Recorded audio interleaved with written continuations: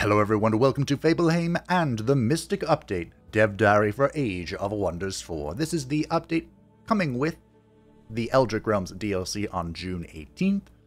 And there was a dev stream today, but there wasn't really anything new shown off. They just went into a little more detail about the Tier 3 tomes, and they showed off a little bit of the first story realm. So if you're interested, you can go watch that. I'll leave a link to it, but nothing for me to really cover. Today is all about the gritty detail of what's going to change. And there is quite a lot changing, so we better hop into it. Of course, the Mystic Update named after the Mystics, because they received quite the change, which I'm sure we will discuss here soon.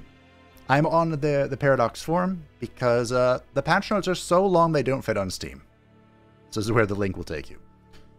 Now, highlights. There's a new feature, the Unknown Realms. When starting a new game, you can now choose to venture to an unknown realm. At the start of the game, all realm traits are hidden and are gradually revealed throughout the session. Unknown realm traits can also be added to custom realms. These traits are automatically placed with a random trait in-game and hidden until revealed. Typically, they'll be revealed once whatever that trait is affecting, you meet that.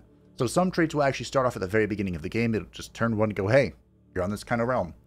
The example they gave is that for presence traits, they will reveal the presence traits once you meet the character that was, there because of the presence.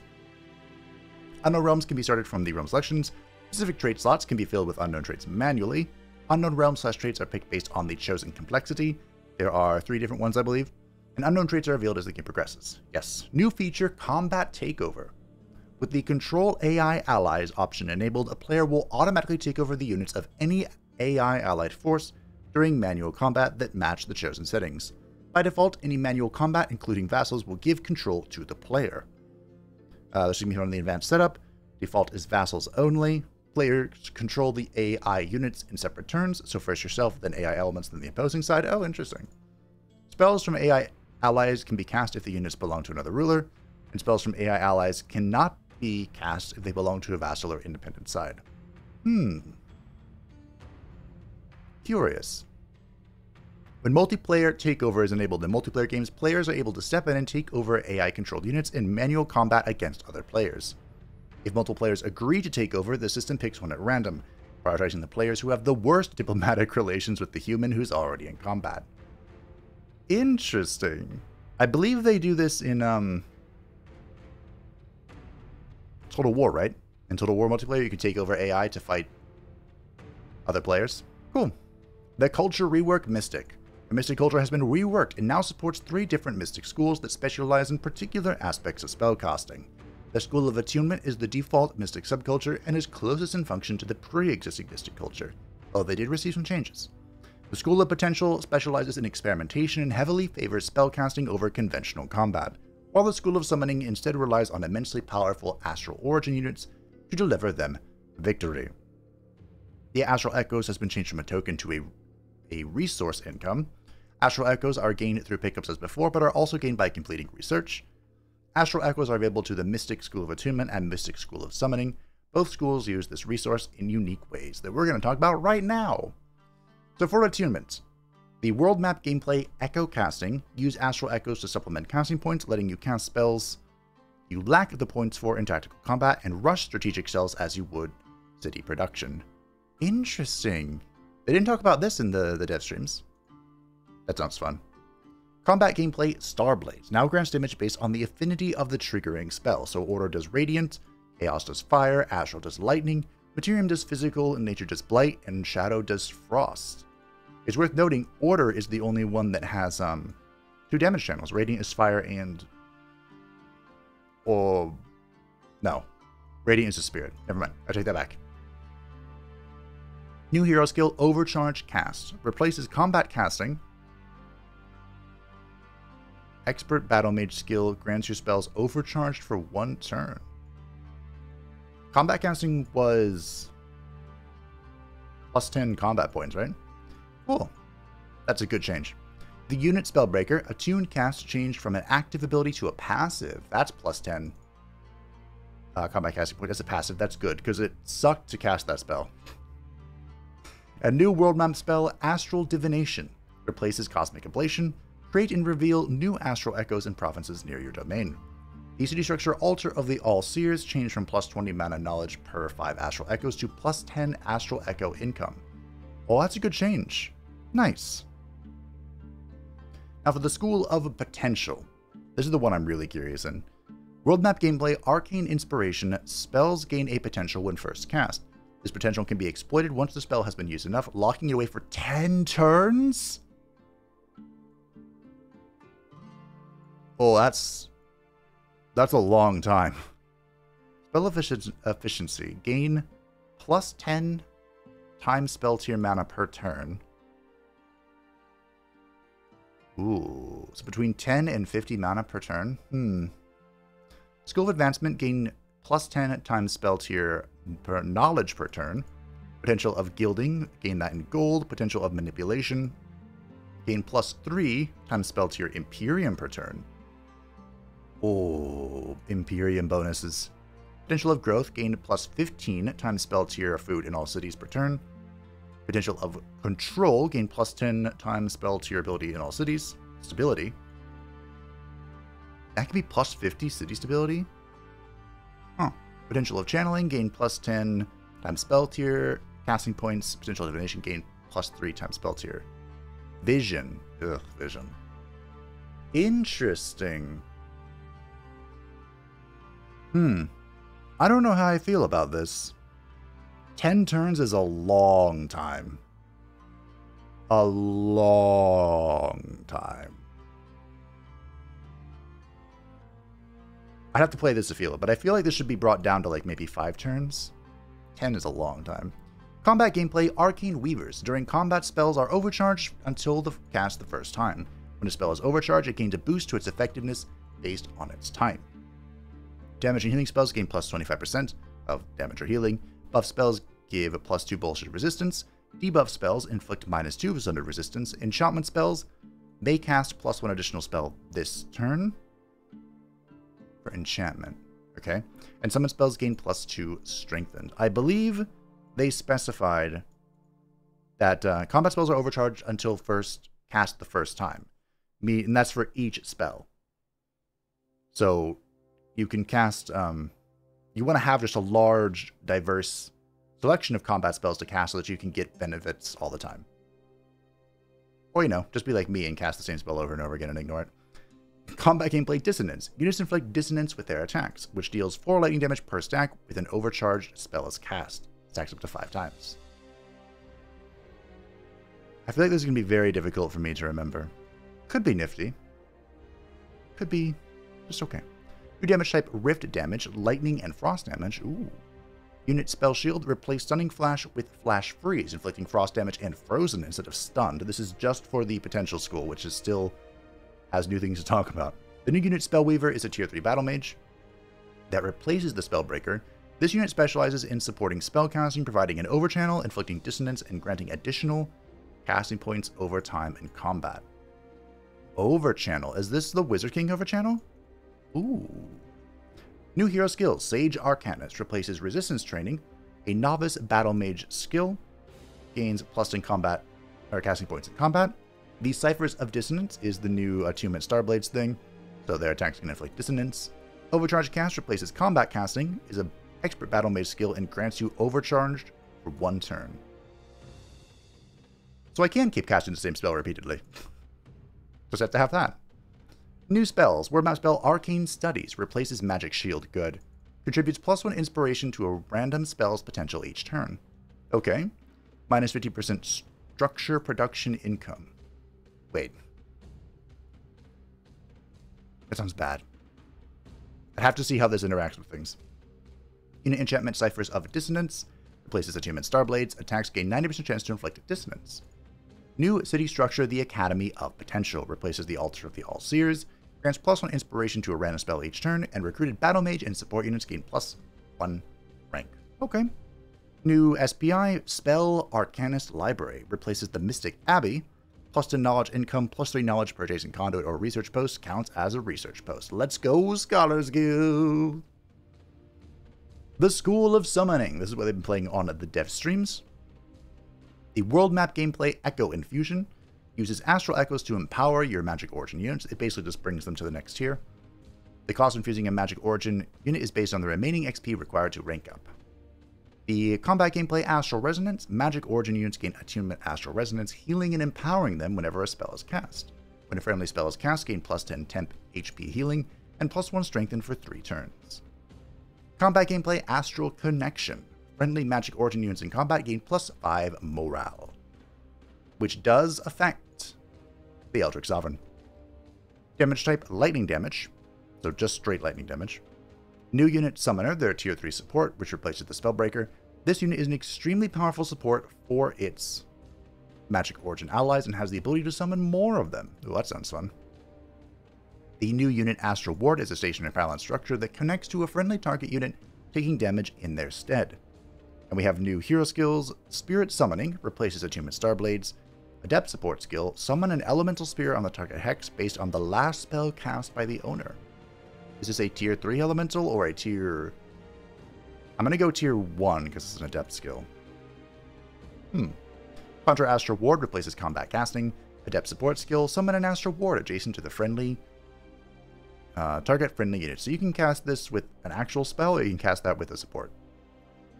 Which I think the support skill is, well, it's a hero skill. Way more valuable. Because it's not as expensive. You don't have to use casting points for it. Master Summoner replaces Resistance Training, is a master support skill. Magic Origin units in this hero's army gain plus 10 HP, plus 10% damage, and minus 10% upkeep. Yes. Yes. Yes. New spells. World Map spell Astral Divination replaces Cosmic Ablation. Create and reveal new astral echoes and provinces near your domain. Combat spell Conjure Astral Ward replaces Magic Shield. Summon an Astral Ward adjacent to the target friendly unit. Yes. World Map spell Summoning Rift. Summoning Rift. Replaces Attunement Starblades. Create a Summoning Rift at target hex.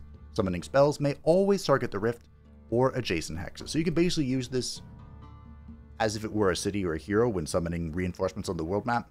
It also does give plus 5 vision range, so you could also just use it as a watchtower. City structure Altar of the All-Seers changed from plus 20 mana knowledge income for 5 astral echoes to plus 10 astral echo income. New special province improvement, the Astral Manolith, replaces the Mystic Abbey, plus 10 mana income, plus 5 mana per adjacent conduit or research post, and counts as a conduit. This, of course, was done so that you can keep summoning stuff. We've done a review of unit pacing and culture presence throughout the game and made several changes to improve unit viability and culture relevance. In its current iteration, there exists a pretty rigid tier system, which results in higher tier versions of a unit role, always outclassing those of a lower tier. The changes we made aim to let tier 1 to 2, and to a slightly lesser extent tier 3 units, be viable options for their roles in the mid to late game with the right investment. So unit recruitment is now tied to city structures. Town Hall tier 2 unlocks tier 2 units, Town Hall tier 3 unlocks tier 3 units, and Town Hall tier 4 unlocks tier 4 and 5 units. Unit summoning is now tied to Wizard Tower structures. The Wizard's Tower level 1, remember Foundation is before this, now unlocks the ability to cast spells that summon tier 2 units on the map, increase cost from 200 production, 100 gold, and 100 mana to 300, 150, 150, and can now be boosted by having 5 pop. Okay, I was about to say, increasing its cost is a lot, but it being boosted helps a lot, because it currently cannot be boosted. Okay, that's a good change, I think. Wizard level 2 now unlocks the ability to cast spells that summon tier 3 units on the world map, now grants tier 1 magic origin units plus 1 rank. Okay, good. They talked about that during the stream today. So as your Wizard Tower goes up, your lower tier units start with more ranks. Good. Increased cost of production from 300, 200, 200 to 400, 250, 250, and can now be boosted by having 10 population. And the Wizard's Tower Apex now unlocks the ability to cast spells that summon tier 4 and 5 units on the world map, and now grants tier 1 and tier 2 magic origin units plus 1 rank. Increased cost from 400, 300, 300 to 550, 400, 400. Can now be boosted by having 16 population. Not 15, 16. Could also be a typo. Just a little fat finger there. Happens to the best of us. Unit ranks have been reworked for all units. This is the part I am most excited about. Units now obtain stats that make them competitive against units of a higher tier as they gain ranks. At Elite and Legend rank, units gain a stat boost that makes them equivalent to a unit that is a higher tier. So now this has been squished and is the same across the board. No matter what tier of unit you are, you gain plus 10 hit points at Soldier, plus 10 hit points at Veteran. At Elite, you gain plus 10 hit points, plus 10% damage, and plus 1 armor and plus 1 resistance. At Champion, you gain plus 10 hit points and your roll passive. The example they give is plus 1 retaliation for polearm. And at Legend, you gain plus 10 hit points, plus 10% damage, plus 1 armor, and plus 1 resistance. This is going to make units overall a lot better. And you may have to be a little more observant when going against enemy stacks, because if you bring an unleveled stack against a full Legend stack, things may not play out how you think. I'm very excited for this change. Evolve now requires Legendary rank, but units now require less XP to reach Legendary rank. The rank of recruited/summoned evolving units now is capped at Champion. It is therefore no longer possible to instantly evolve a new unit. Shucks. That's okay. The Champion's just one short, you know? Secondary summons have a separate rank resource, which means they gain plus 5 HP per rank. Astral Ward, Warhound, Flow Serpent, Fleshling, and Splitterling. Okay, I don't quite understand that, but that's okay. City draft structures now grant bonus ranks to low-tier units, reinforcing their relevance in the mid-game. This is an exceptional change. The Mage's Guild no longer gives plus 1 rank to support units, because the Blacksmith now gives plus 1 rank to tier 1 units, the Armory now gives plus 1 rank to tier 1 and tier 2 units, and the Smith's Guild now gives plus 2 ranks to tier 1 and tier 2 units. And as far as I understand it, these are stacking. So an Armory would give a total of, once you've built the Armory, you'll get plus 2 rank to tier 1 and plus 1 rank to tier 2, which means that if you have a Smith's Guild, your tier 1s are coming in at rank 4, and your tier 2 are coming in at rank 2. That's what I understand it to be. Reviewed and updated the cost of recruiting units to the Rally of Leeches. The tier 2 went from 75 to 80, the tier 3 went from 105 to 200, the tier 4 went 150 to 350, and the tier 5 went from 225 to 600. Oh, they got so much more expensive. But let's be honest.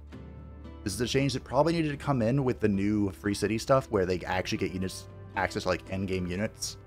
It was very cheap to get some expensive stuff. 'Tis no longer. Since launch, we have expanded the Pantheon tree with new thematic items, as well as an entirely separate tree of Item Forge unlocks.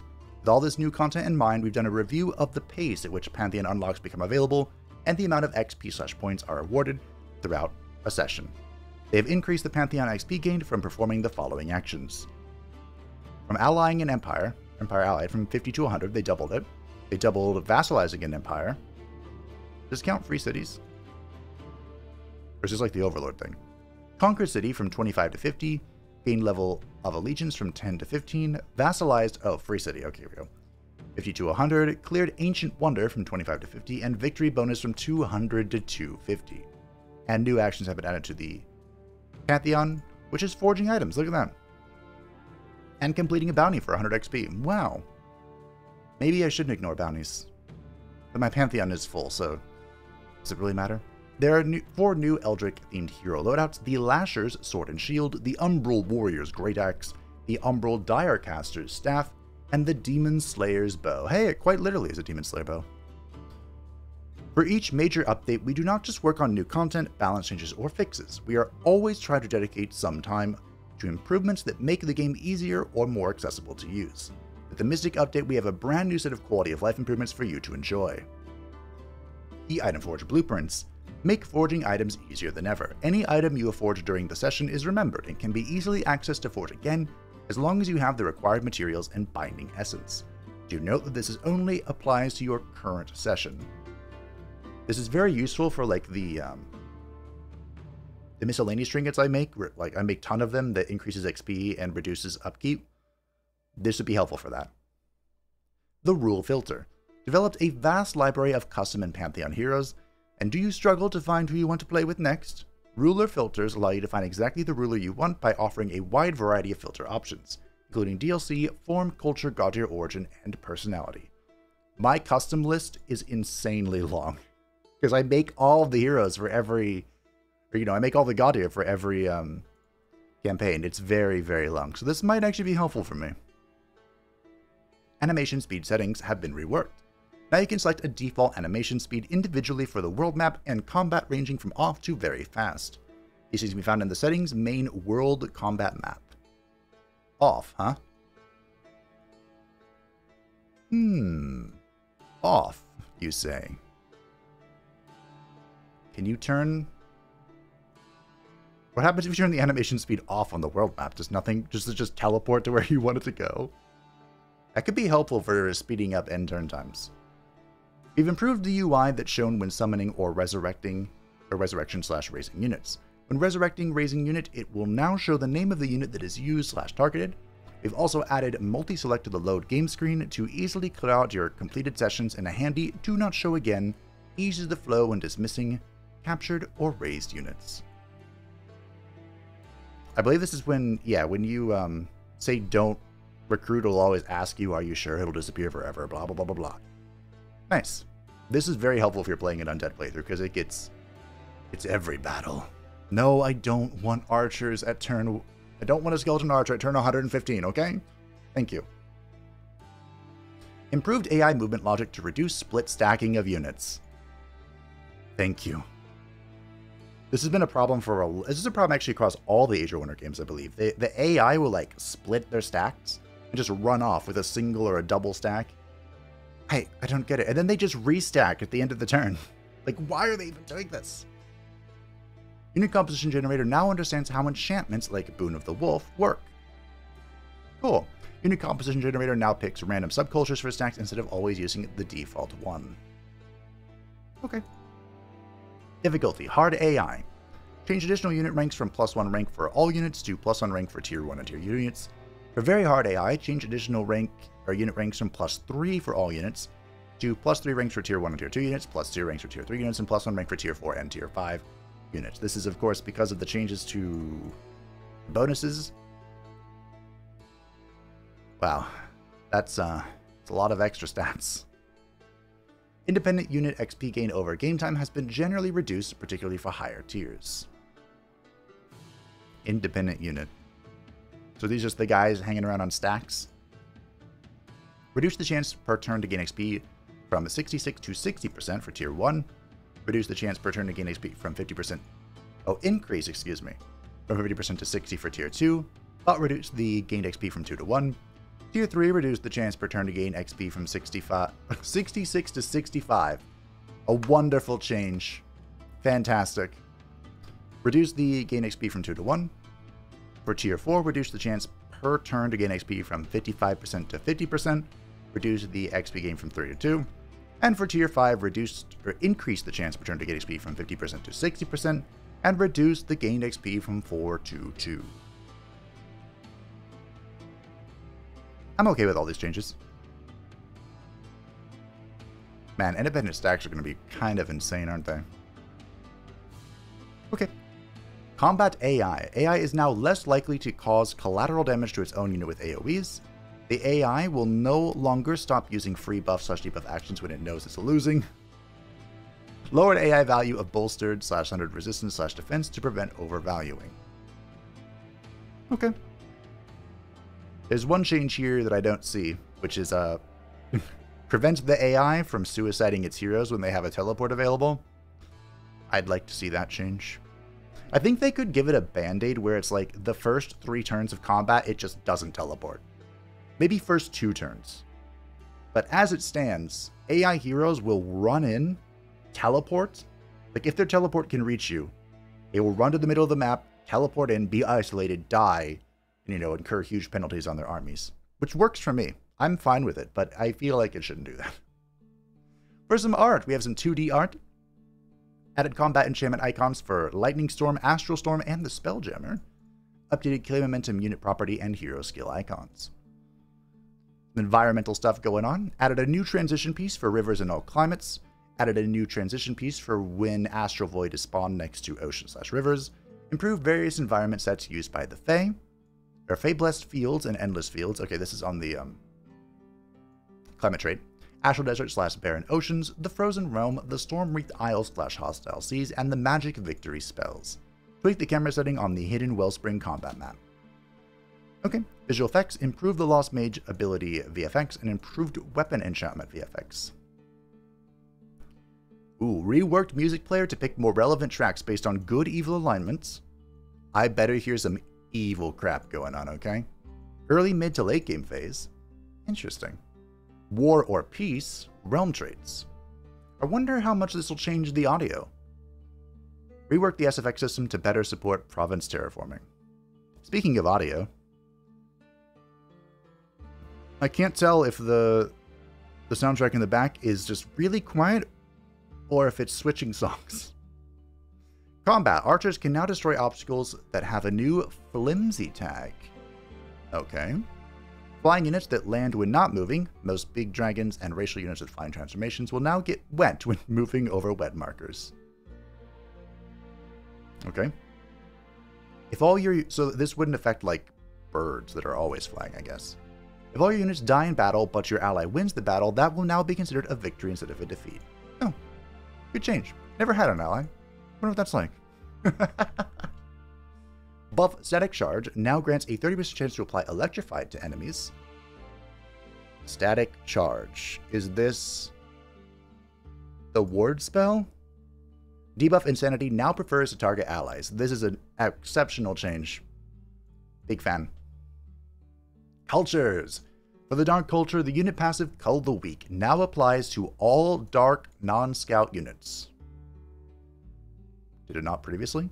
Now grants ranged and magic base attacks a 90% chance to inflict weaken, no longer gives a stack of regeneration, and instead grants 10 temporary hit points once per turn when attacking a weakened unit with a melee attack. This is a very good change. Good. Unit enchantment Brand of Wrath now applies to ranged, battle mage, and support units as well. That's just what gives Cull the Weak to non-cultural units. For Reavers. Unit passive Focused Aggression now grants only melee and magic attacks plus 10% damage per stack of marked. Now grants melee attacks a 60% chance to inflict marked. Effects are increased for single attacks. This change was made so that you don't have to go all in on specific tomes that grant you marked. I wonder how much of a difference this will change. Because in the end, you know, it's still probably a good idea to go for the, I've forgotten the name. the Vision Tome from Astral that I never go. The Watcher Tome? And still probably a good idea to go for that dual tome that gives you the giant bombardment, the Dreadnought. But I'll have to play with it. Not the next series, though, but perhaps one day.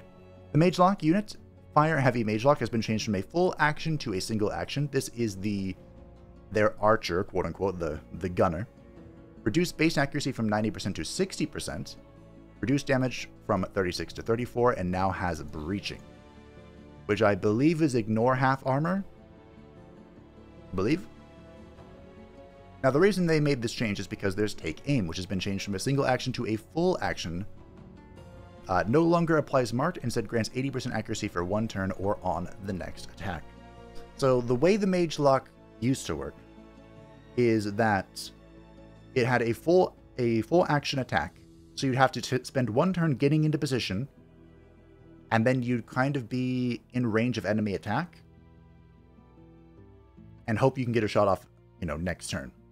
Now, you can leave just 1 AP and take a 60% accuracy shot, or if you were already in position, if you had positioned well, you can use Take Aim as a self buff, which is no longer a mark attack.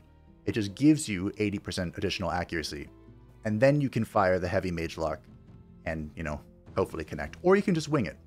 And remember, as you continue to inflict marked, either from spells or from this new Focused Aggression, this 60% base accuracy may not be the worst thing in the world. I think this is an exceptionally good change. I'm fairly certain there was a mod that already did this, but good change.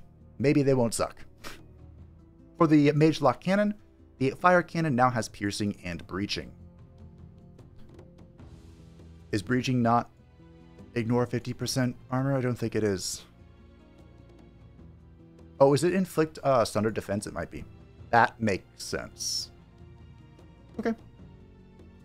The unit Dragoon, Harrying Shot, no longer has a cooldown and now has Breaching. These weren't exactly the amount of changes I wanted to see for the tier 3 unit, but that's okay. It's a start. So the Dragoon's Harrying Shot was a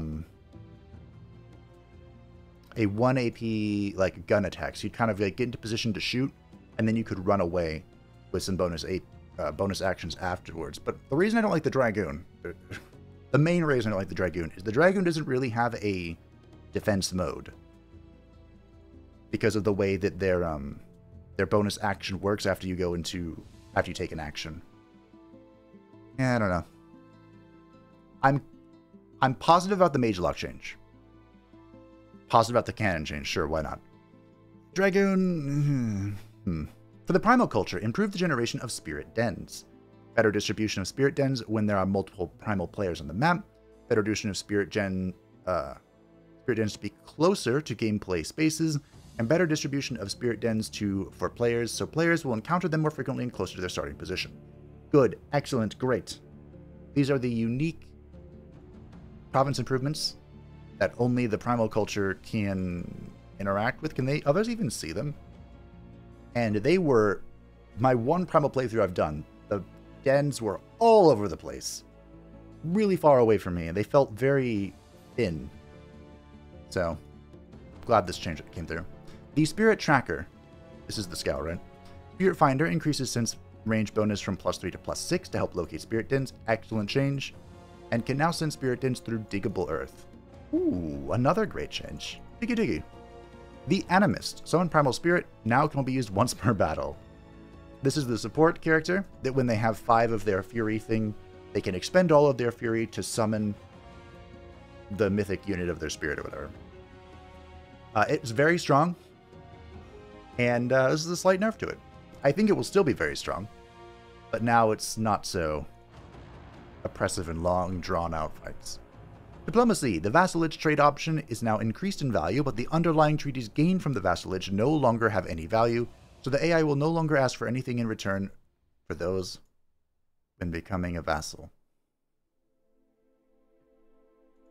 Vassalage trade option is now increased in value, but the underlying treaties gained from the vassalage no longer have any value, so the AI will no longer ask for anything in return for those when becoming a vassal. Is this the Overlord mechanic again? I wonder if this change just basically means that it equals itself out. Okay. Bounties that fail because the player that made the bounty has made peace with the target city or city will now explain this in the bounty failed panel. Cool. Added support for bounties to target infestations. Good change. Economy. Rebalance the population growth to better align with the intended speed/experience. The City Structures Farmers Guild now also gives plus 30% food income. Thank you. Yes, good change. And City Structures Workers Guild now also gives plus 30 fortification health. I'm actually going to try the Farmers Guild in this patch. I'm going to do it. You'll see. Outposts. Global bonuses from society traits no longer apply. Okay. City cap penalties no longer apply. Good. City stability no longer affects outposts. Good. The gold bonus from Ascended Champion no longer applies. And the mana bonus from Wizard King no longer applies. F. That's okay. For the Empire skills, Chaos skill Impressment no longer reduces unit upkeep for tier 1 units. Instead, they gain 50% experience. Ooh, isn't this really early in the Chaos tree? This is like the second or third one, I think. Oh, that's very good now. The Materium skill Military Engineering, mandatory, no longer grants a free work camp. Instead, it reduces the turn duration of outpost upgrades by 1 turn. Still mandatory? The free work camp was absolutely insane. But now, work camp would be 2 turns then? Okay, I kind of see this change. But this would also affect the Palisade Wall, the Stone Wall, and the Watchtower. I wonder if it affects turning it into a city. I still think this is mandatory. Order skill Career Soldiers increase experience bonus from a plus 20% to plus 30%. Oh, this is also really good now. This affects polearm shields and shock units, I'm going to say. For factions, the form trait Mount Masters reduce cost from 2 to 1. Thank you, good change. Mount Master basically just put the basic mount you choose when you're creating your faction, it would put that on optional cavalry. So it really gave no bonus stats. So the 2 cost was kind of weird. Form trait Eagle mounts reduced cost from 4 to 3. A good change, I think. The only benefit Eagle gives you is plus 5 HP and flying, which is a good change, but is it really worth 4 points? No, I don't think so. Form trait Elephant mounts now grants units to large target, and the Mammoth mounts now grants units large target. That must have been a bug, because I can assure you these are like the largest mounts in the game. Remade rulers. Don't care, but here we go. Yaka has changed the race mount from horses to lions. Nimue changed the race mount from boars to zebras, and Wepwatep changed the race mount from wolves to panthers. Good. Heroes. Heroes defeated by world map spells now properly follow the hero defeated flow, adding them to the prison crypts. I think I have done this once. In like the 400 hours that I've played, I've only done this once, I think. The hero background trait Unstable no longer includes Frail. Excellent. Was this the one that when they got hit, they would teleport away? And it would reduce your HP as well? Good change. Signature skills. Oh no! Okay, we're back. Careful, mouse. Don't do that. I have buttons on the side, and my thumb hit the top one, which is basically a go backwards button. It does drive me insane. I could unbind it. That'd be a little bit of effort, wouldn't it? Signature skill. Hero signature skill, Warding Bond. Increased damage reduction from 20% to 50%. Am I actually going to take this now? The Warding Bond basically transfers damage from one. You can select a character to take damage from them.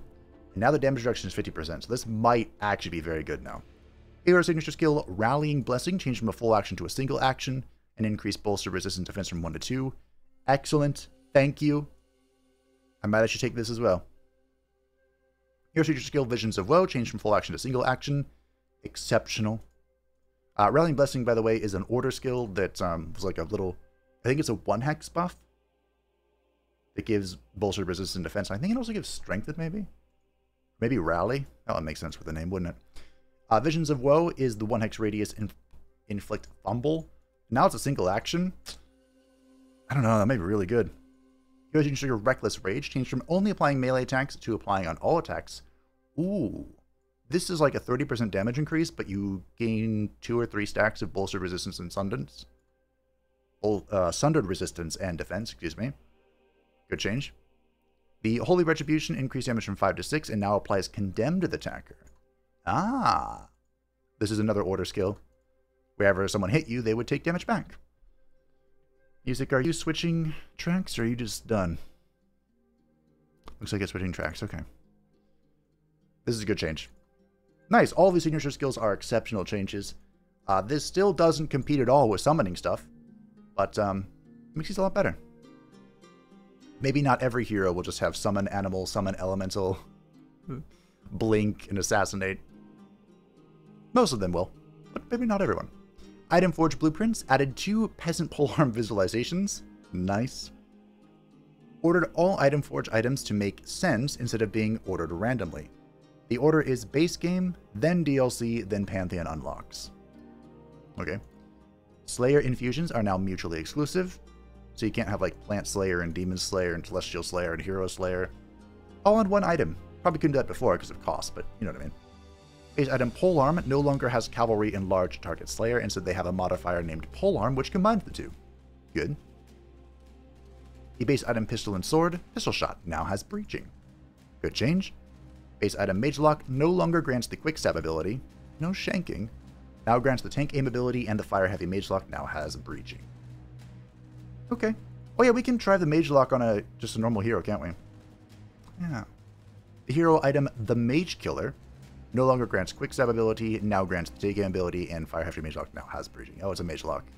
I don't know if I've ever seen the Mage Killer. I don't think I have. Interface. Overview panel updates. Outposts are now added to the city overview panel. Nice. City stability is now shown in the city overview panel. Good. Great, I asked for this. Updated the UI for ruler rankings in the quest overview. You now get little trophies. Updated the UI for tracking magic material collections in the magical material overview. Yeah, I don't know how I feel about this update change. It now has the, like, little bars that are filling up. I think I prefer the old one. That's okay. Units in the unit production list of the city screen now show what rank they will be. Ooh, that's a good change.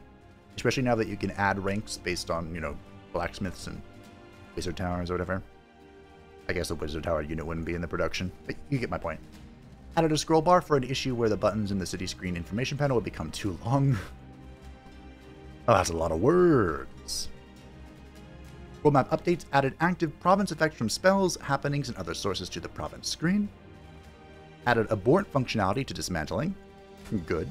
Added location highlighting for sustained city spells. Added individual layer buttons. Individual... Oh, this is the top right of the corner. Right now it's just a button to go between underground and above ground. And now there's 3 different buttons for the Umbral Abyss, the underground, and then above ground. So I guess if you don't have Umbral Abyss, this is slightly more inconvenient, but that's okay. At least you'll always know which layer you're clicking on. Passages will now show which layer they go to in the province bin. And when selecting On with Preview for the interface setting movement grid, hovering over a hex while having one of your unit stacks selected will show you the remaining movement range if you were to move to that hex. Okay, good. The move path is now consistently colored red while outside of your turn. Okay. New game updates restructured the realm list with new categories, reworked the gaudier origin selection to a carousel. Carousel. Wasn't it already a carousel? Added a disabled state for the color picker in the appearance screen and updated several buttons random to edit variants. Alright. Added siege information to the battle tooltip when hovering over structures that can be sieged. Added new options for setting default animation speeds. Added a Do Not Ask Again checkbox to combat recruitment screen confirmation pop-ups. Added support for displaying 4+ DLC icons in specific areas. Critical hit chance of abilities now can now be seen in the abilities tooltip and in predictions. Nice. A shame that my 135% crit chance build is done. But hey, maybe it'll come back. Hyperlink cities that you haven't discovered yet now hide all of the important information. Combat events now stack if it is an unit moved event. Okay. Spells, sorry, my brain's like, I have no idea what this means. Spells can now show multiple warnings at the same time. Story events will now also show the effects of declaring war if they force a player to declare war on another ruler. I wonder if this was added just because of the Umbral Abyss people that always ask you to go to war. Improved overview map visuals. Good. Hey look, controller support. My poor DualShock hasn't gotten much use. Retreat tiles no longer say they reduce hit points of retreating units. Do they still do that though? Renamed Assassinate from the Assassin's Dagger hero item to Assassin's Strike to avoid confusion with the Assassinate signature skill. Thank you.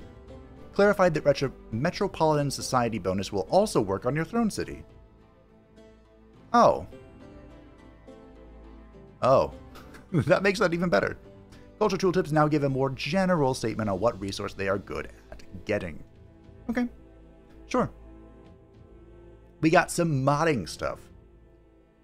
Resource Browser implemented an animation browser tab, implemented fuzzy search / approximate string matching. Those are some words. Resource Editor implemented a search bar. Tags in a tag book are now sorted alphabetically. Clicking the move down button in the right-click menu from a story event resource now actually moves the resource down instead of up. A good change. Level Editor setting a level ed model link in the base marker resource now actually renders the model in level ed. Cool. I'm happy for you, modders. Hey look, multiplayer.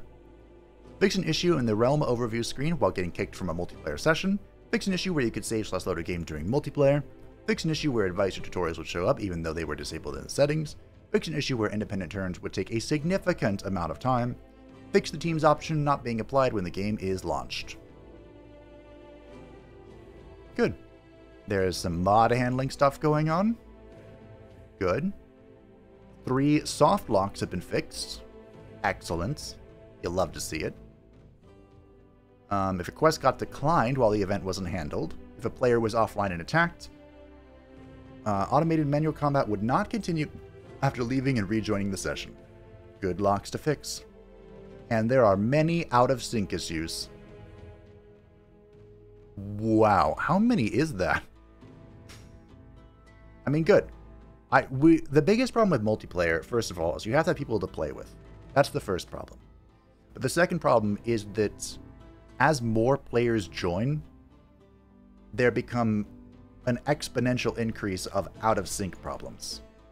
And it was really bad on game launch, but I've heard it's come a long way, and hopefully this helps it to go that one step further, where friends can play together, you know? Hopefully. Now let's get into the spice. The tomes. For Astral, Tome of Summoning, the hero skill Wisp Familiar lowered from an expert skill to an adept skill. The SPI Summoning Well now also grants mana and knowledge per adjacent research post. Good change. The unit Astral Serpent, Shattering Refuge, chance to inflict slowed from 60% to guaranteed. Oh, you know what that means. Guaranteed. No retaliations. Well, one less retaliation. The unit Astral Keeper, new ability Shatter Self, kills the unit, triggering Astral Torrent and healing an additional 10 temporary hit points. And the Astral Blessing, reduced cooldown from 2 to 1. These are both good changes, because this is a combat summon, so it only lasts for 3 turns anyway. The combat spell Arcane Bond, changed from chance to inflict mind control to inflict dominate. Ooh. So you can keep it after the end of combat. When the battle ends, a bound unit can be recruited from mana cost. There you go. Hey, look at that. The Tome of Amplification, the combat spell Chain Lightning now inflicts Electrified to each target. Good. The unit enchantment Amplified Arrows increase lightning damage from +2 to +3. Change from dealing 30% damage to another unit within 2 hexes to dealing 3 lightning damage to up to 2 other units within 2 hexes. Aww. Has a 30% chance to inflict Sundered Resistance. This is a pretty big nerf. I think it would still be okay. If nothing else for then the +3 lightning damage. Tome of Astral Mirror, the unit enchantment Mirror Veil now also applies to Shock, Skirmisher, and Fighter units. The unit the Mirror Mimic can no longer target or mimic non-vital units.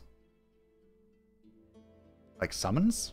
Combat spell Summon Astral Reflections. Lowered the summoned reflections from 2 to 1.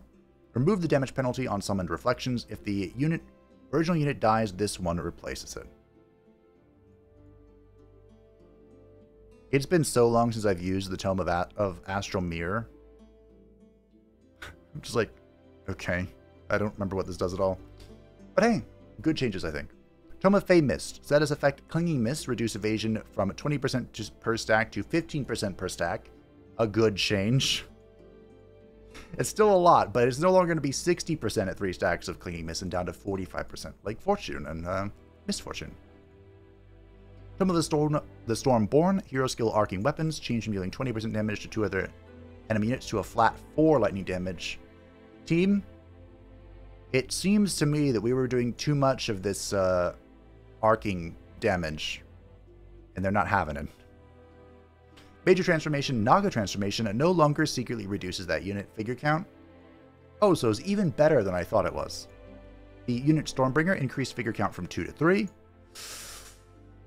Okay, a bit of a nerf there. Stormtrike increases physical lightning damage from 7/7 to 8/8. So +2 damage. Change from dealing 20% damage to 2 other units to a flat 4 unit damage. Or 4 lightning damage to the units. And Throw Trident now has a 1-turn cooldown. And reduce physical lightning damage from 14/14 to 12/12. Yeah, Stormbringer was pretty OP, wasn't it? The figure count increase is actually probably the worst part about this. I mean, you know, the most significant nerf. Because now it can have its damage scaled down even more by picking off models. For Chaos, the Tome of Pyromancy, which I think has become even more popular now that the Tome of Cleansing Flame is going to be involved.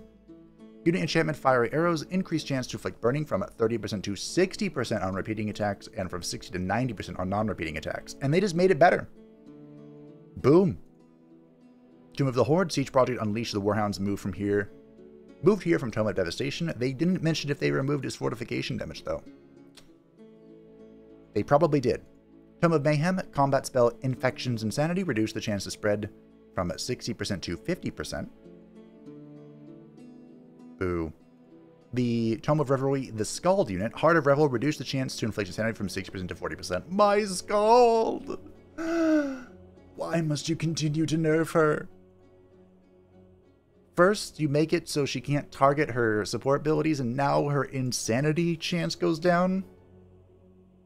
Unfortunate. Tome of Devastation, Siege Project Unleash the Warhounds has been moved. The new combat spell, Monstrous Rebirth. Turn a tier 1, 2, or 3 unit that is not a magical origin or construct into a warbreed that dies at the end of combat, and heals the unit for 60 temporary HP. In my one of my other videos, the Dev Diaries, I theorized that maybe you could summon a unit and then turn it into a warbreed so that it lasts more than 3 turns, but magic origin or construct covers pretty much all of the summons, so unfortunately that will not work.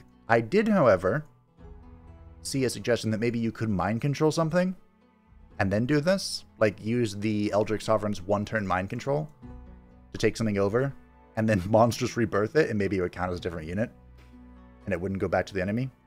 Things to test. The Devastator Sphere unit now has the construct unit type. Okay. The Tome of Chaos Channeling. Unit enchantment Demonic Focus has been renamed to Infernal Focus. Now grants a stack of Infernal Might and +5 morale when a unit dies.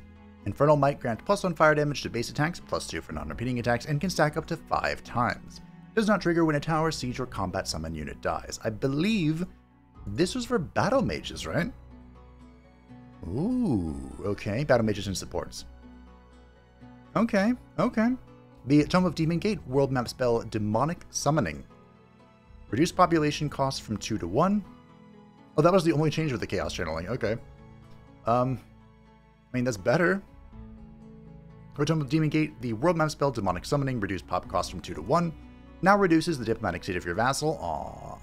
Always summons a tier 3 and a tier 4 fiend unit. Oh, both. Okay. So you can sack 1 pop of your vassal, drop them a diplomatic state, and get a tier 3 and tier 5 fiend unit. Alrighty, that could be good. This really sucks, though. Like a full diplomatic state. I don't know. I understand why it would go down. I feel like to make this better, you just reduce like their affinity, right? Or their approval of you. Some of the Chaos Lord, Unit Baylor. Chaos Brand, reduce cooldown from 4 turns to 3 turns. Death Explosion, increase damage from 20 to 30 fire damage. Burn units hit only take half damage and applies a stack of burning to all units hits. Minor changes, but overall these are buffs. I mean, hopefully a Baylor never dies, but it can. For Materium, the Tome of Rock has a new unit enchantment, Obsidian Weapons. Grants a 6% chance to inflict bleed on repeating attacks and a 90% chance to inflict bleed on non-repeating attacks. Applies to skirmishers, polearm shields, shock, fighter, and ranged units. This was available only to heroes previously, but now it's been added as base enchantment. The combat spell Rock Blast has had its damage reduced from 30 to 24, but now removes defense mode and retaliations of the target unit. It's basically now a shock attack, and honestly, I think this is a buff. This is an improvement. Combat spell Stone Skin, reduce cost from 15 mana and 20 casting points to 5 mana and 10 casting points. Good. The unit Gargoyle defense mode turned to stone, increase heal from 10 to 15 temporary hit points. The Tome of Rock just got flat buffs. You love to see it. Tome of Terramency, hero skill Let In Blow, changed from a 90% chance to inflict immobilized to a 90% chance to inflict slowed. No more retaliations. I believe this only is from melee attacks, though. The combat spell Crushing Earth now deals 50 physical damage and applies 3 standard resistance and a 90% chance to inflict stuns. No longer restricted to tier 3 units or lower. This was the insta-kill. So this is a nerf and a buff. A buff in that it's no longer restricted, and a nerf in that it doesn't kill them instantly. But I mean, 50 physical damage is a lot. So, okay, I can see this. New SBI is Excavated Leyline, grants +5 production, +5 mana, +5 world casting points. Grants +4 mana per adjacent quarry. This is so much better. This is very good now. Tome of the Crucible, unit enchantment Meteor Arrow, reduce the fire damage from +4 to +3. Materium got straight buffs. They had to get a nerf somewhere along the line. Tome of the Golden Realm, the Golden Golem now correctly has charge resistance and removed status effect immunity. Okay. Tome of the Dreadnought, unit Ironclad, direct fire, increased range from 4 to 5. Barrage increased range from 4 to 5 and now has Unstoppable Juggernaut. The Dreadnought did need a buff. That may sound strange coming from me, but after they nerfed the buff into the ground, the overcharge thing, I cannot remember what it's called. They nerfed that into the ground, so the Dreadnought itself needed a buff. Tome of Severing, unit Severing Golem. Weakening builds added 90% to Fly Disruption. Ooh, Magical Disruption increased the number of effective units from 3 to 5. Dispelling Field now also gives this unit status protection for each dispelled effect. Wow, they buffed the Severing Golem too. I don't think it needed a buff, but that's okay, I'll take it. For Nature, the Tome of Roots. Unit Enchantment Poison Arrows. Increased chance to inflict poison from 30% to 60% on repeating attacks, and from 60% to 90% on repeating attacks. I'm sensing a theme here. The Tome of Fertility, the city structure Temple of Fertility, now gives an extra flat plus 10 food. Reduced costs from 170 gold 450 production to 100 gold 250 production. Wow. Okay. The SPI Bountiful Fields changed from providing +3 draft to +3 mana. That makes more sense. Changed adjacent bonus from farms to grasslands and fungal fields. Okay. It wasn't really a buff or a nerf, it's just kind of a shift. I guess the temple got a bit of a buff. Tome of Vigor. World map spell, Summon Greater Animal, added the Pestilence Crocodile to the spawn list. Let's go. Isn't he an undead, though? That's fine. I'll take it. I wonder, is he like on swamp tiles, or can he be on any tile? Tome of Paradise, Hero Skill Inspiring Icon. Changed from providing +20 morale at the start of battle to giving Inspiring Presence. Inspiring Presence now affects the unit that has it. I don't remember what this is. This is like +15 morale to the team? I don't remember. World map spell, Enchanted Bloom. Changed from terraforming to grasslands to forested grasslands. While the spell is active, grasslands and forests grant +2 production, draft, and food. There's a reason for this. Is there? I don't know. SBI Garden of Bliss increases income from adjacent grasslands from +3 food to +7. Wow.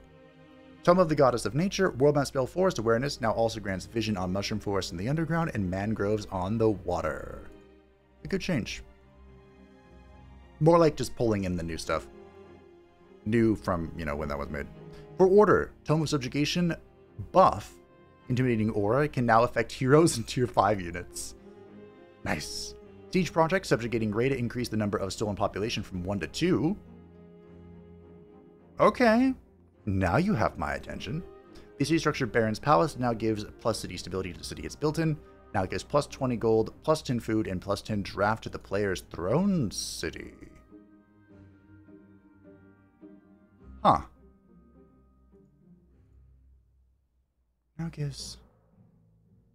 So did they... The Baron's Palace used to give +10 city stability and like 25 gold if you built it, and it could only build in cities that were of a different race than your culture. So can you build one in the throne city now to get gold, food, and draft, and still build them in other places? But does it just give city stability now? Interesting. Tome of Exaltation, the world map spell Ascended Warriors, increased the cost from 120 mana casting points to 240. They doubled it. But this is the spell that instantly ranks up your stack. So that's pretty good, especially now. The unit Shriner's Money, Divine Vengeance, increased spirit damage from 15 to 20. Cool. I don't think the shrine needed a buff, but hey.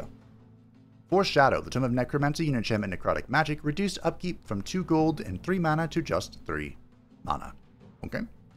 Tome of the Doom Herald, Minor Transformation Joy Siphoners, increased morale drain from -3 to -4. This value is doubled if the unit has high morale. Oh, the morale bomb build got better. Oh, it got so much better. Although, interestingly, this won't do super well with undead. Tome of Great Transformation, the unit Bone Dragon, increased defense from 5 to 6, increased resistance from 4 to 5, melee strength increased damage from 10 physical 8 blight to 10 physical 10 blight, melee strength changed the chance to inflict poison from 60% to guaranteed. Poison Breath, renamed to Putrid Breath, now always applies poison and has a 60% chance to apply decaying as well. The Bone Dragon buff! Yes! How long we have waited for this to be a true dragon. And now with the way leveling works, the Bone Dragon might actually be a good boy. Tomb of Oblivion, the unit Living Fog, is now a mythic unit. Aww. Increased movement speed from normal to fast, 32 tiles to 40 tiles. Increased defense from 5 to 6, and increased resistance from 3 to 4. Mind Strike increased physical damage from 10 to 15. So the reason why that was an awe moment is the Living Fog becoming a mythic unit means it won't be affected by fighter enchantments. So this is a nerf. It got slightly buffed to compensate, but make no mistake, this is a nerf. It probably deserved it, but it's a nerf. Units. Units will no longer get their full health and movement points restored when evolving. The value will scale proportionally so the percentages remain the same. Okay. The unit type Polearm no longer has Cavalry and Large Target Slayer. Instead, they have a modifier named Polearm, which is combined the two. The Hunter Spider Web now applies slowed for 1 turn. You know what that means. Hunter Spider Matriarch also removes 1 retaliation attack for 1 turn. The unit Dread Spider Matriarch now applies slowed, does the same thing. And the unit Vampire Spider Matriarch now applies slowed for 1 turn. Is this instead of immobilized? Or on top of? Oh, now always applies slowed. Oh, it's on a chance. I see. Okay. The Astral Wisp no longer evolves into a Siphoner. You can thank the Eldritch Sovereign for that. Unit Magebane. It's a unit. Melee Strike changed resistance penetration, bypassing 2 resistance to breaching, ignoring 50% of the target's resistance. Ah, there we go. Is this for the Magebane, or is this just how... Okay, sure. The breaching is ignoring... Wait. So the melee... The Mage Cannon has breaching and piercing. Does it ignore 50% resistance in all armor? I don't get it. Anyway. Devour Mind. This is a spell for the Magebane, I think. Increased duration of Insanity from 1 turn to 3 turns. Changed +10 max HP and +2 resistance on success to a buff. Absorb Mind that stacks up to 5 times. Increased Fire, Lightning, and Frost damage on failure from 8 to 10. I think this is for the Magebane. Devourer of Spells renamed to Innate Spelljammer. Yes, this is still Magebane. Now acts as a Spelljammer in combat, increasing the combat casting points by 100% instead of blocking spells. Yes, they did nerf this to bring it in line with actual Spelljammers, because it would have been OP if Eldritch Sovereigns just walked around preventing everyone else from spellcasting. The unit Phoenix is now a mythic unit, which once again is kind of an aww. Charge Strike increased damage from 17 fire, 10 physical to 20 fire, 10 physical. No longer affected by the shock enchantments. Unit Fire Dragon increased defense from 6 to 7, increased resistance from 5 to 6. The Melee Strike increased damage from 10 physical, 10 fire to 11, 11. Good, +2. Fire Breath now increased damage from 24 to 28 and now guarantees burning. And Fire Aura. Fire Dragon had Fire Aura? Increased fire damage from 6 to 8 and now guarantees burning. The Frost Dragon got the exact same changes, but for Frost. Oh, Frost Breath doesn't increase any, or doesn't guarantee a status effect. Frost Aura changed from a 30% chance to apply frozen to a 90% chance to apply slow. Yeah, they couldn't have you just freezing by standing next to the thing. But hey, no retaliation. Unit Golden Dragon got the same thing. What'll give that? Melee Strike changed from a 60% chance to apply distracted to a 90% chance to apply blinded. Oh, okay. Purifying Breath, reduced number of negative status effects dispelled from all to 2. Got a nerf here. Now has 60% chance to apply blindness, and the Spirit Aura is a 90% chance to apply blinded. I like distracted though. The Obsidian Dragon received the same changes, but Lightning Breath is now no longer a 3-hex cone, it is a 5-hex line. Okay. Now has a 60% chance to apply stuns. Wonder if they should have changed this. Because the, when you go the line as a Dragon Lord, it actually does more damage than the cone. Because it's less AoE. It's like a focused attack. I think it should do more damage. Lightning Aura increased lightning damage from 6 to 8, and changed from a 30% to apply stunned to a guaranteed chance to apply electrified. Okay. The Kraken. Unleash the Kraken. Hit points increased from 120 to 130. Increased defense from 4 to 5. Increased resistance from 4 to 5. Increased movement speed from 32 to 40, so normal to fast. The melee strike increased fizz damage from 18 to 20, and now has a 30% to imply immobilize. The tentacle vortex increased fizz damage from 20 to 26. I haven't seen a Kraken in so long. I think the vortex is just a radius around it, right? Or is it a pole? I don't remember. The unit Ghost Ship. Also haven't seen one of these in ages. The Cruel Melee Charge increased damage from 15 physical, 15 frost at 17, 17. No longer has the Embarked property. Good. Increased move speed from 32 to 40. Allow move and use in the following abilities: Condemn, Mending Awakening, and Bolt of Judgment. Allow, move, and use. Not sure what that means. For the world map, the calculations for the map size have changed to be based on the total number of players on the map rather than the number of players on the surface. Oh! This is a very good change. I didn't know it used to only count surface characters. Interesting. I wonder if I'll be able to notice the difference. Improve the underground generation for realms with a massive underground trait. Thank you. Magic materials spawned by talented collectors can no longer be hidden underneath diggable dirt. It's a fun bug. Players can no longer annex a province when the only neighboring province that connects it to the city is being dismantled. That makes sense. Raising now stops automatically after there is no unit on the structure anymore. And increase the minimum delay for bronze infestations to launch invasions from 3 to 5 turns. Okay. Fixes. Is this the last thing? I think it is. Uh-oh. That was a lot of thunder. Or lightning, excuse me. Alright, we can go over some of these fixes. Draconic Connoisseur now checks at the start of the turn if the player has all the dragons. This is to avoid a bug that wasn't allowing this to trigger in situations where the last dragon was acquired via an event. Is that the achievement? I think that could be a bit of a... Okay. AI fixed a logic flaw that affected the picking of tomes, research, empire skills, and the city upgrades. A logic flaw, huh? Like there's more than one. Fixed an issue where alliances and treaties would not actually increase the likelihood of an AI player accepting a call to war. I wonder if that affected me in the last playthrough. Fixed issue where sometimes the AI would not receive the correct properties to perform certain actions. And fixed issue where the AI would try to start a combat on their allies when both sides of an entrance is blocked by an ally and an enemy. Okay. Got some art fixes. Combat. Fix an issue where mind controlling a unit in defense mode would keep the unit in defense mode while it moved and attacked. It's funny. Fix an issue where units mind controlled by summoned units would survive the battle without being captured. Fix an issue where subdued units would not be recruitable after letting the enemy flee.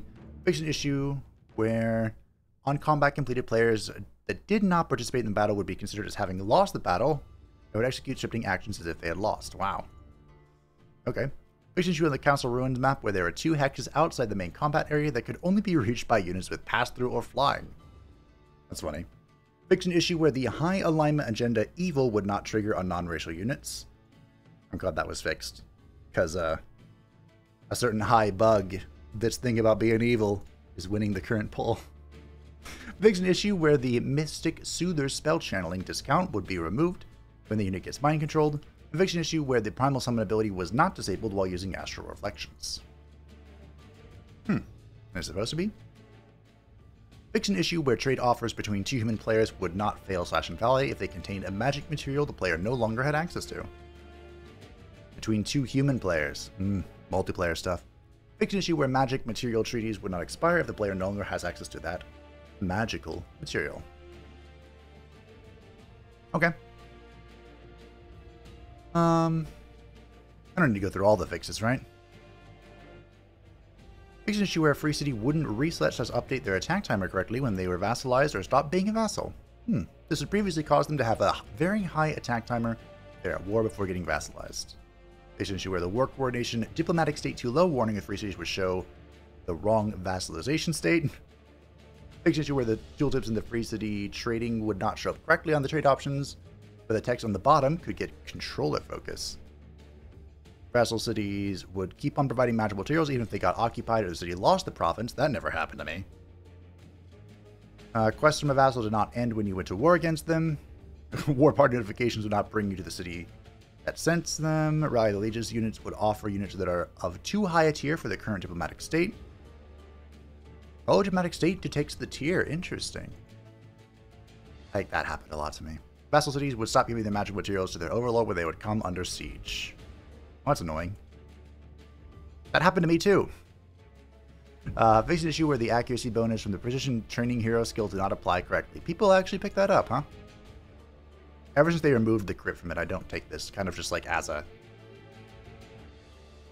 principle, you know? Okay. Well, if you'd like to read all of these fixes for yourself, Staff of the Magi had a lower priority plugin than usual. Priority plugin? This is why I don't see this anymore. I love the Staff of the Magi. If you'd like to see these all for yourself, you can, of course, find a link to the forum in the description down below, where I guess I said I'll throw the dev stream, even though I'm not going to go over it, because there wasn't really anything to go over. It was fun to watch. I enjoyed the degeneracy, but yeah. I think the most exciting part about these changes, I like all the tome changes. They're pretty much all good. But I think the XP changes are going to be a big deal. And I'm very excited to play around with them, because they'll help, they'll help units remain relevant. We won't have to replace our entire army with Inquisitors, although I could, and I probably still will. But that's going to be stuff for us to discover in the next playthrough, which, by the way, if you'd like to, you can vote for the first full Eldritch Sovereign playthrough. It will begin sometime after this DLC and this patch releases on June 18th. Man, I'm struggling to talk, which that means it's time to wrap it up. So thank you all for watching. I hope that you enjoyed. Feel free to let me know what you thought about the Mystic update, and anything else, really, I guess. Thank you to the patrons and the channel members who support the channel. I greatly appreciate you. If you'd like to stay up to how much you know, feel free to join the Discord description down below, and I will see you in the Eldritch Realms. Bye.